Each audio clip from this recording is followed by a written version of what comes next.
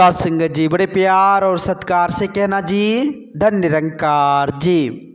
सात संगत जी, दास आशा करता है कि आप जी सभी संत महापुरुष समय के रहबर सदगुरु माता जी के असीम कृपा से, रहमत से, आशीर्वाद से बहुत ही अच्छे होंगे, बहुत ही कुशल होंगे, स्वस्थ होंगे, तंदुरुस्त होंगे। सात संगत जी, सात संगत जी, खुशी क्यों नहीं, तंदुरुस्ती क्यों नहीं। जब सात संगत जी इस आनंद से हम रूबरू हो जाते हैं तो असल मायने में सात संगत जी हमें खुशी मिलती है। जो अंतरात्मिक खुशी होती है वो प्रदान सतगुरु करते हैं। सात संगत जी, सात संगत जी, वैसे आज अगर सांसारिक तौर पर बात किया जाए तो खुशी लोग सात संगत जी सोचते हैं कि हमें सांसारिक वस्तु से ही मिलेगी, लेकिन सात संगत जी संत महापुरुष कहते हैं कि आप के पास भले ही कितनों ज़्यादा धन दौलत संपत्ति, आपके पास भले ही ऊंचे ऊंचे मकाने क्यों ना हो जाए, आप धन वैभव आपके पास भरपूर क्यों ना हो जाए, लेकिन जब तक अंतरात्मिक खुशी नहीं प्राप्त होगी, बाहरी खुशी तो आपको मिल गया, ये भौतिक ये सांसारिक खुशी तो आपने प्राप्त कर लिया, लेकिन अंतरात्मिक खुशी जब तक नहीं मिलेगी तब तक वो काम देने वाला नहीं है। सात संगत जी, जब अंदर की बेचैनी जब तक खत्म नहीं होगी तब तक बात बनने वाली नहीं है। सात संगत जी, तो संत महापुरुष इस सांसारिक खुशी के बारे में जिक्र नहीं करते हैं। संत महापुरुष जब भी जिक्र करते हैं सात संगत जी, तो आत्मिक खुशी के बारे में जिक्र करते हैं कि आत्मिक खुशी मिल जाए। जब आत्मिक खुशी मिल जाए तो आप हर रंग में, हर हाल में आप खुश रहेंगे, और हर हाल में संत महापुरुष हमें जीने की कला सिखा देते कि हम हर हाल में, हर रंग में कैसे जी पाएं। ये कला, ये तरीका हमें सत्संग से मिलता है। सात संगत जी, संत महात्माओं के शरण से मिलता है।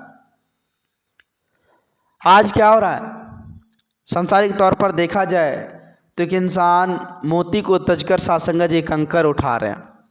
ये बड़ा अफसोस की बात है। संत महापुरुष कहते हैं कि अगर अंधा शब्द का प्रयोग हो जाता है तो आज संसारिक इंसान समझते हैं कि अंधा तो वो हुआ करता है जिसके पास आंखें नहीं होती, जो आंख नहीं है, जिसके पास आंख नहीं है वो अंधा हुआ करता है। लेकिन सात संगत जी, संत महापुरुष इसके विपरीत कहते हैं कि भाई तुम क्या बातें कर रहे हो, अंधा वो है। संत महापुरुष कहते हैं कि अंधा वो है जो हीरा को तज के कंकर उठा रहे हैं।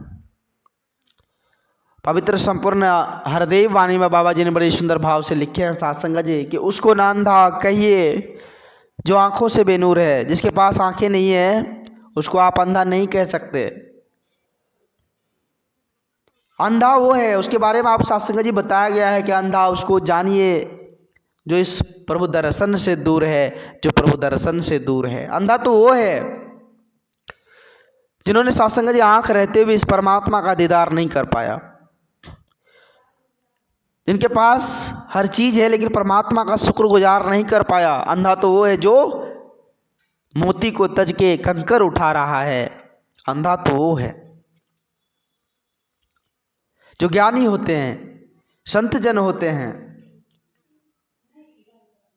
वो असली और नकली का पहचान सात संगत जी करना अच्छी तरीके से जानते हैं कि असली क्या है और नकली क्या है, ब्रह्म क्या है, माया क्या है।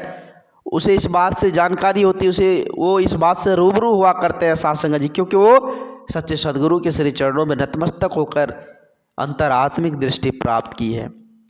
और जिसके पास अंतरात्मिक दृष्टि है,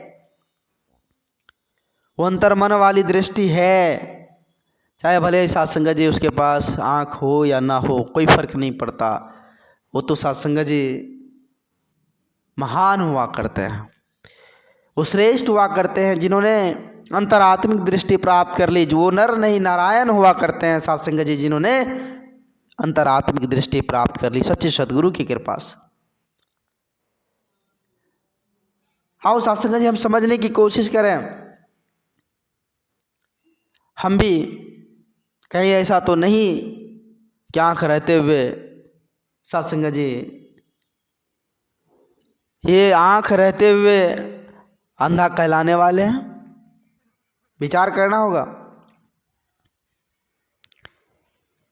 क्या हम पीछे तो नहीं रह गए उस अंतरात्मिक दृष्टि को प्राप्त करने में? क्योंकि साथ संगत जी, इस मनुष्य तन को अमूल्य बताया गया है कि हीरा जन्म है भाई, और ये समय की रफ्तार, ये समय जो चल रहा है, ये अपनी गति से चल रहा है साथ संगत जी। इस समय में ही हम अपने आप को पहचान ले। पहले हम अपने आप से पूछ ले कि मैं हूँ कौन। ये सवाल जब अंतर मन में आ जाए तो समझ जाइए कि आप आध्यात्मिक पथ पर अग्रसर हैं। ये सवाल कोई पूछता ही नहीं कि मैं कौन हूँ। जब इस बात की समझ, इस बात की जानकारी हो जाए तो फिर मैं मेरा का चक्कर ही खत्म। सत्संग जी, इंसान फिर अहंकार करेगा ही नहीं जब मैं की पहचान हो जाए कि मैं कौन हूँ। वही मैं की पहचान ना होने के कारण सत्संग जी, इंसान एक छोटी सी अहंकार के कारण एक इंसान धन को, वैभव को, सुख को खो देते हैं। सत्संग जी,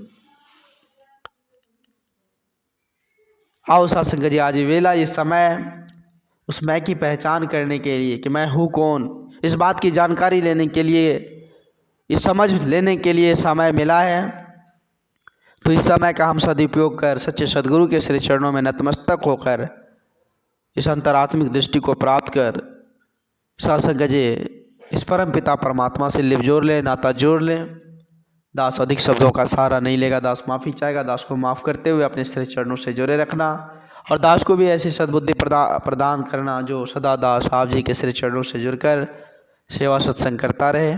ऐसी सद्बुद्धि प्रदान करना। प्यार से कहना, धन्य निरंकार जी।